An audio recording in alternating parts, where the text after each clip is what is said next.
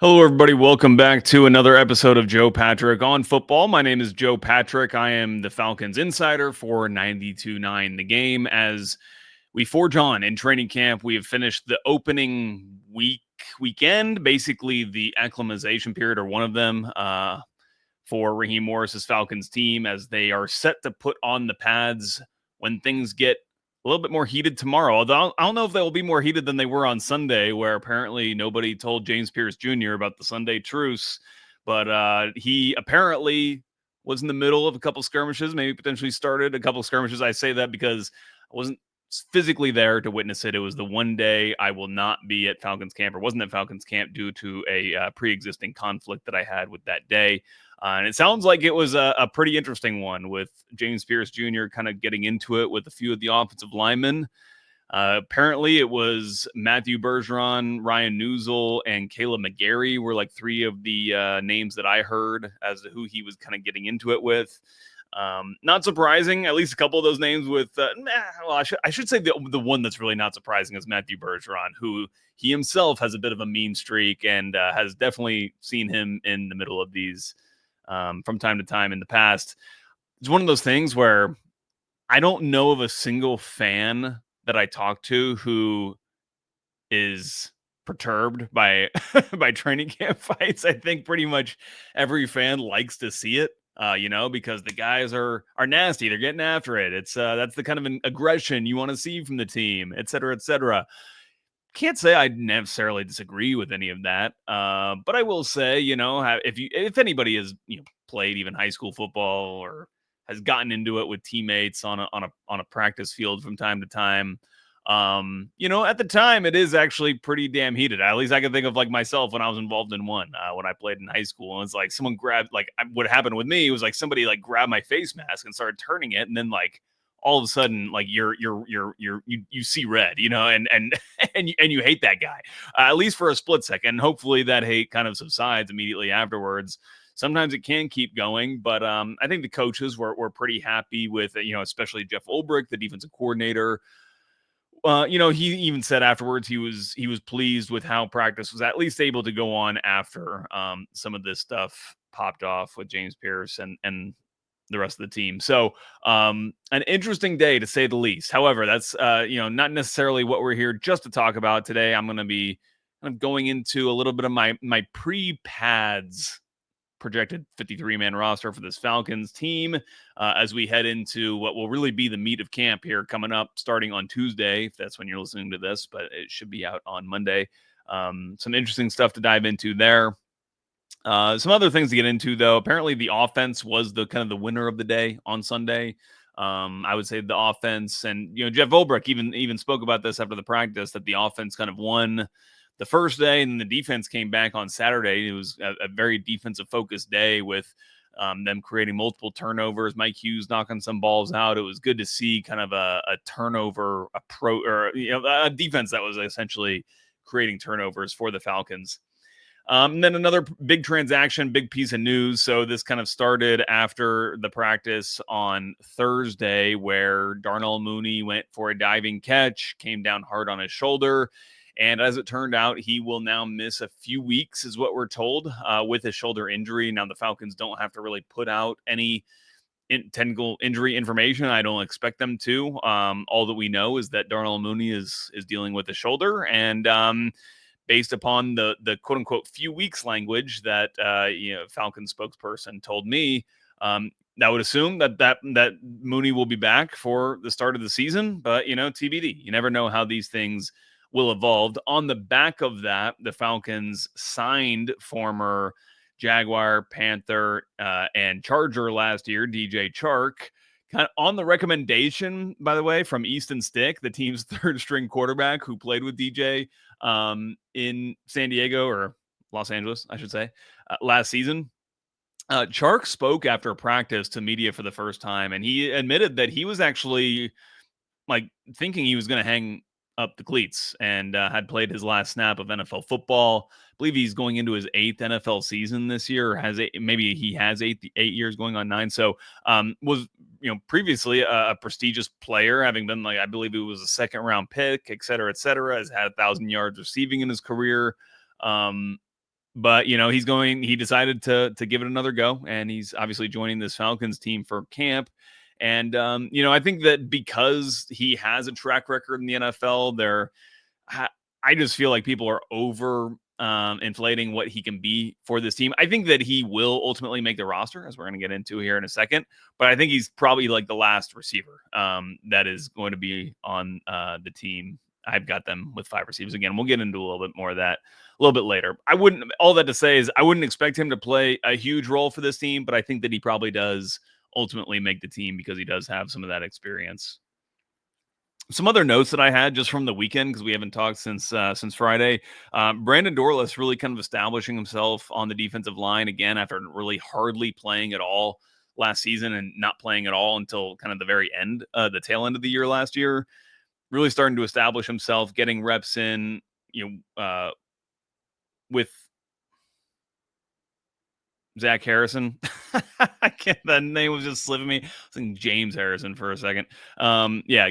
Anyways, he's getting room time with Zach Harrison, kind of rotating. And Nate Ollie, the defensive line coach, has talked about that role is basically to be a tight end destroyer. That's essentially when they're in their base packages. That's what that big edge is going to be between Zach Harrison and Brandon Dorless. And so it looks like Dorless is making progress. And I've noticed him getting a lot of run with the 1s and 2s. And again, when we talk about the depth chart, especially up front, like there's so much rotation that happens. It's hard to determine. And I don't even know if it's worth trying to determine like who actually is the 1s and the 2s, because I think these guys are going to get mixed up a lot. But again, we'll talk a little bit more about kind of the depth chart and the player archetypes and profiles and where they're kind of slotted in when we talk about the 53-man roster. Khalid Kareem really emerging on the edge and really making, I think, a difficult decision for this Falcons staff. And again, we'll talk about this, but I do have him currently on the 53-man roster. I basically have him. He's one of those ones where I think you kind of have to put him on and you leave off somebody else at another position just because you feel like if you let Khalid Kareem go at this point, he's going to get snapped up, and you figure there might be another player on the roster that might otherwise make the 53, but you feel like you can sneak them onto waivers and then claim him, put him back on the practice squad, and go forward that way. But he's just making an impact, and he's playing with, again, the mix of first and second team players. So having a really impressive camp so far. Again, only 3 practices in, and they haven't put the pads on, but he was a player who was signed to the practice squad last year, immediately started making game day rosters and was getting legitimate playing time. And so to me, that's the kind of that's a signal that he is a player that this coaching staff feels like they can rely on. I know it's a different defensive coaching staff this year, but still think that he made such an impact last year, and he's continuing to play well so far in this training camp with a couple sacks. And then lastly, just like I want to note while we're talking about some of the defensive guys, Kirk Cousins said after practice on Sunday that Jesse Bates is the best DB he's seen in his career. And Cousins, as you know, has been around a while, has seen a DB or two. And he even compared him with the likes of Ed Reed and Troy Polamalu. So that is basically the highest regard you can possibly be held in the NFL as a safety. And it just goes to show how blessed the Falcons are to have a player like Jesse Bates. And hopefully he can stay healthy and provide big things, because he's obviously a crucial part of this defense. And then a couple notes on the offensive side of the football. Kyle Pitts and Caleb McGarry continue to kind of be held out. By the way, Jalen Walker on the defensive side, Jalen Walker was held out of practice on Sunday. Jeff Ulbrich just said he was doing some body work and that, they expect him to be back, but they're going to treat all these guys very carefully, especially it's very hot, so if there are guys who are dealing with something that's potentially heat related, whatever it might be, they're going to be careful with everybody, but especially guys who are kind of roster locks like Jalen Walker will be, and Kyle Pitts and Caleb McGarry as well. Both those guys missed time over the offseason with OTAs and minicamp with apparently injuries. Kyle Pitts was asked if he had a foot injury. He said no, and kind of had a wry smile on his face. He was, of course, at the center of trade talks. So you never know what is what exactly when it comes to injuries this time of year and, what players are dealing with. But seems to be like what they've been doing with him is they kind of cut his practice short, basically. And so he kind of only is involved in the beginning half of the 11-on-11 team period. And then typically he's just basically not involved for the second part of it. Caleb McGarry was fully rested on Saturday. So he played Thursday. They had an off day Friday. He was held out again on Saturday. Then he was back on the field on Sunday. I would imagine after an off day Monday, they will put him back out on the field on Tuesday for the first day in pads. Then the team is scheduled to be off again Wednesday, and then they're back on the field Thursday. So it'll be interesting to see. We'll keep you posted about how they're treating him. He told us that he'd been dealing with bone spurs in his ankle for a couple years and finally had the procedure this offseason to get that cleaned up, and said that his ankle has never felt better. In fact, he says it's probably the best feeling joint he's got on his body right now. So it's good to hear from McGarry, and I don't think there's anything to worry about there. And then lastly, just again, with guys talking glowingly about the team as they tend to do this time of year, so take it with a grain of salt. But Jake Matthews, a veteran on this team, said that he's this is the best team that feels like he's been a part of since the team has been out of the playoffs. So I think that he genuinely sounds like he is optimistic about what this team can potentially be, and obviously that kind of starts with the quarterback and what you've got at that position. And I think the Falcons, Jake Matthews, probably feel like they have two pretty good ones, actually. Obviously Michael Penix is going to be the starting quarterback for the team this year, but should be noted that, from what I've seen, at least Kirk Cousins has looked pretty darn good. In fact, I thought he was the better of the two quarterbacks in the Saturday practice. Don't want anybody to think that means there's going to be any charge for him to be this team starter. That's absolutely not going to happen. But, he was good, and I think it probably helps. He's now throwing against the first team defense and secondary, and I feel like that's got to help those guys, just get them better looks. And I'm sure it was the case when Michael Penix was doing that last year, able to throw the ball like he does. And it'll be interesting to see. I'd actually like to pick their brains a little bit more as we go on this training camp as to how that is helping them, having Kirk be that scout team quarterback. I think it's certainly helping some of the second team receiving group, as we'll talk about here when we go look at the 53-man roster that I've put together here. And this is very early, very, very tentative, so I don't want anybody to take this with too much certainty. And this is just my projection. Somebody else could have something totally different, and I do have some theorizing going on here. I will note off the top, this is actually not a 53-man roster. If you look at these names, it's actually 54-man, and that's not even including the international player Lenny Craig. If you include him, that would be 55. But of course, he doesn't count against the roster.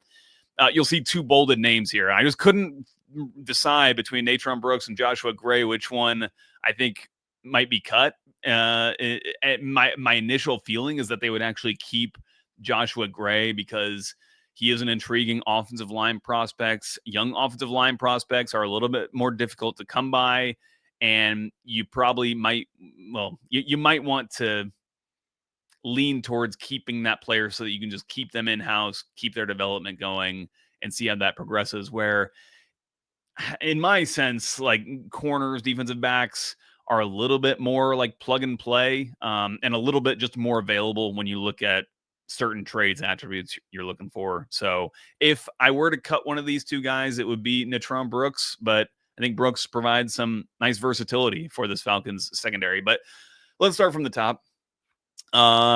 Starting with obviously Michael Penix, Kirk Cousins. I kind of was leaning towards honestly just going with two quarterbacks here to save room on the roster, but I was looking at it last year. The team actually they kept three with Taylor Heineke also making that team, who was, of course, traded a little bit later on. He may have even been traded before the first game of the season, if I recall. But I do think Easton Stick would be the quarterback that sticks. He's got a lot more experience than Emory Jones. I didn't put Emory Jones as a practice squad kind of target for me, but he might be one. Stick, of course, would be still doing a lot of work. I don't know how many quarterbacks they would actually need, generally speaking, going through the season. But those are the three I've got. At running back, again, I'm trying to keep some numbers down in order to keep some guys around. So I've only got three running backs here. If you look at last year's roster, they kept four. One of those four was Jace McClellan, though, who did not really play and frankly didn't even really play on special teams, but he was a rookie that they drafted. So they kept him. He's obviously been cut. And so I kind of feel like they might just go with three. And then again, if they, they'll pick up a running back. If it is Jashawn Corbin, again, according to my projection, they might just keep him. They have him in camp, of course. If there's somebody else who gets cut, they might want to pick up that player. But really the only ones I could see them prioritizing at this point right now are Bijan Robinson, Tyler Algier, of course, and then Carlos Washington Jr. To me, he always impresses me. Like whenever at the training camps I see him, the way he runs, especially the outside zone, he like really purposefully kind of gets to where I feel like he needs to be in his outside zone read. And for that reason, I like him, so I'll keep him on the roster. But he isn't yet to make a roster, I believe, since he's been with the Falcons. So we'll see if that can actually happen for him this year. Going with receivers, last year this team kept 5 receivers, and it was the ones that you see, except for obviously DJ Chark was not involved here. I have him as the last receiver last year. The 5th receiver was Casey Washington, who the team also drafted. I don't. I actually should have put him, I guess, projected as a notable cut because I don't see him going forward with the team. Not necessarily that I think he's been terrible. I actually think he's an intriguing prospect with his athletic skills, but I just felt like the route running was sloppy with him last year. He dealt with some concussion issues. There's obviously some other interesting names involved in this group when it comes to a UDFA like Nick Nash, a guy who was playing last year a little bit, and Chris Blair, or even a guy who stood out to me more than Casey Washington has in David Sills, the 5th, who's seems like a pretty nifty route runner with some decent hands. In fact, he's in bold because I also had him initially making this team. That tells you what I think about him so far. But again, it's still very, very early. Let's see, 3 tight ends. That would be Kyle Pitts, Charlie Warner, and Torian, I believe, Toriano. I forget the first name on him.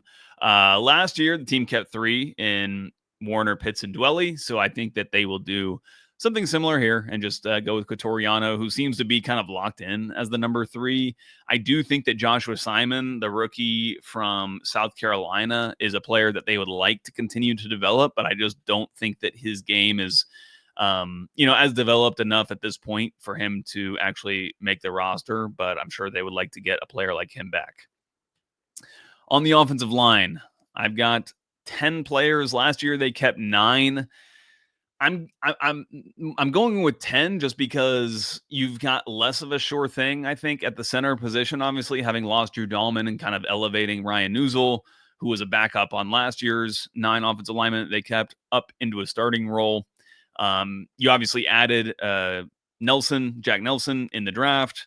So I think that he will make the team along with Storm Norton, who is the team's swing tackle, who's been a pleasant surprise how he's developed under Dwayne Ledford. Then I've got them keeping Kyle Hinton and Javon Gwynn. Again, both those players made the team last year. Gwynn gives you some center guard versatility. Hinton is just that kind of muscle hamster, just a pretty basic guard, but at least has a strong suit to his game. Not the most well-rounded, but it is what it is. And then Joshua Gray, again, to kind of go back to it, a player who I think potentially has some guard center versatility as well. Just an interesting player that I think is worth this team trying to develop. So I've got them carrying Gray for a 10th offensive lineman. Again, giving yourself a little bit more depth behind a little bit more of an unknown in Ryan Newsel. But we'll see if that turns out to happen. At defensive line, I've got them keeping 7 this year as opposed to the 9 that they kept last year. And one of the reasons I've got them, so last year they kept 9, but they had James Smith-Williams listed as a defensive lineman as opposed to an edge. So I would have considered James Smith-Williams an edge, and so I would have considered them having really 8 defensive linemen last year. And then as a part of that 8, one of them was Eddie Goldman, who I kind of considered as a specialty player, as the kind of nose tackle that he was. So that's one of the reasons why this number of 7 defensive linemen is a little bit less. Also, they just seem to be in 4-down fronts a lot more. They're just like not really using as wide of an array of defensive linemen. And what's also interesting when I was looking at the roster is like, this is most of the defensive linemen that they've got in camp right now. They've got one other guy, and his name is Simeon Barrow Jr., I believe is his name, defensive undrafted rookie from Miami, is another one who's in camp. But this is basically it. And like, I don't know. I just think these are all NFL players. And it's hard to see them cutting or any of these guys not making the team, especially just because the numbers would be so light at that point. At edge, he obviously got 6 here, which is a crowded edge room, but, Leonard Floyd there, he's obviously not getting cut. Arnold Ebiketie, the same. We all know Jalen Walker and James Pierce Jr. are making this team. And then you've got Khalid Kareem and Braylon Trice as the other two edges. Braylon Trice, I think, is also one who's like hard to see him getting cut after having been a third-round pick and then just missing his rookie year with an injury. So if you're putting him on the team, then it's just Khalid Kareem. And again, to go back to what we were saying earlier, just hard for me to see them leaving him off of the team at this point. He's just too proven. He's too good. Wouldn't want to expose him, honestly, to waivers because he will get picked up. So I think all those players are going to make this edge room, and I think it makes it pretty easy of a decision. Again, easy assuming you're going to put all those guys on the team. Nobody else is going to make it at that position. So that's what I've got right now. At linebacker, I've got Caden Ellis, Divine Diablo, Troy Anderson, who I believe will be activated, I think, relatively soon, but we'll see. He's been, working out with trainers outside. And JD Bertrand, of course. And again, this one's pretty straightforward. I think there are some interesting names that are going to be practice squad candidates, especially linebacker Josh Woods, who I think has looked pretty good so far. Again, no pads are on yet, so that caveat, which I'll probably say a million more times. But yeah, I think that's pretty easy at linebacker. At corner, again, this is where it gets interesting. And, we should talk about corner and safety together, really, as all defensive backs. Actually, let's start with safety first. You got Jesse Bates, Xavier Watts, Jordan Fuller, DeMarco Helms, and then Billy Bowman. Obviously, I kind of just put him as a safety because he was a college safety, but he's going to kind of, I guess you would consider him more of this cornerback group because he's going to play as a nickelback. He's not necessarily going to play as a safety, and so that's why these numbers can look a little funky, how I have them listed right now. At corner, of course, you got your starting outside corners in AJ Terrell and Mike Hughes. I still have D. Alford here as a nickelback, although I think that he probably projects more as like the dime back of this team, with Billy Bowman being that nickelback. I chuckle to myself every time that slips out of my mouth.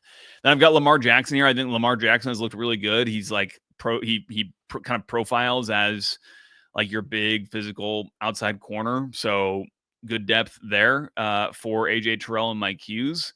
And then Natrone Brooks, again, he's a player who I think offers you a lot of versatility, has that kind of nasty mean streak that you like in a defensive back, especially like an athletic defensive back like Natrone Brooks. Likes to hit people, is a good tackler, as we saw even in last year's preseason. And again, kind of similar to Khalid Kareem, a guy who, started forcing his way onto the field in NFL games last year, which is always a good sign for guys trying to make the roster. But again, it'll be interesting to see because last year, Natrone Brooks was waived, did not make the initial 53-man, but ultimately makes it back onto the practice squad and then back into NFL games later on this season. So even guys who don't make the 53 still have every opportunity to be contributors for this Falcons team.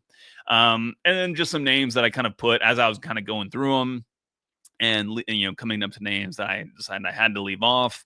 I assume would be practice squad targets. You never know exactly because there's so many guys who get cut. You never know how the Falcons might value some of these players as it relates to random other players throughout the league.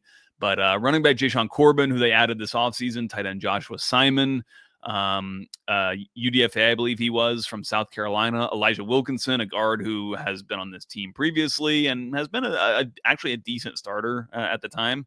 Tackle Brandon Parker, tackle Tyrone Wheatley Jr., interesting developmental prospect again. Wheatley Jr. is, having played tight end in college. Defensive tackle LaCale London, again, another guy who was released last year but hung around. I think it could be a very similar situation. And again, like he's kind of the Eddie Goldman of this team, where he's just kind of a specialist defensive lineman. That's at least how I kind of project him, as kind of a backup nose tackle or a nose tackle, essentially. And for me, it's just like there's other players you would want to keep for longer term roster building reasons, where it feels like you can probably get London or someone like London back on your practice squad to be that nose tackle. And I would not be surprised to see LaCale London like released, put on the practice squad, and then like make the game day roster, frankly, in week one. That will probably happen with at least one player. Again, wide receiver David Sills, the fifth has been super impressive to me. He kind of profiles similarly to me as wide receiver Nick Nash, who obviously was getting a lot of hype as a UDFA coming out of state of California, San Jose State. Wide receiver Chris Blair. Again, I couldn't kind of drop him from the picture completely because he was playing in NFL games last year and his decent depth at the X position. And linebacker Josh Woods, cornerback Kobe Bryant. I didn't have him making it because, again, it's a crowded room. And the other thing is we haven't seen Kobe Bryant play it yet. He's been a active, he's not practiced yet for non-football injury reasons. So there you have it. There it is. Oh, and I should say one of the projected notable projected cuts, Felipe Franks, of course, Clark Phillips. He's not a player that this coaching staff was here for when he was drafted. He makes plays like, again, there was a play where he was in the middle of it for a pass breakup. This was on Saturday. But he gets flagged for pass interference, and it's like that's the problem. That's the struggles that he has at his size.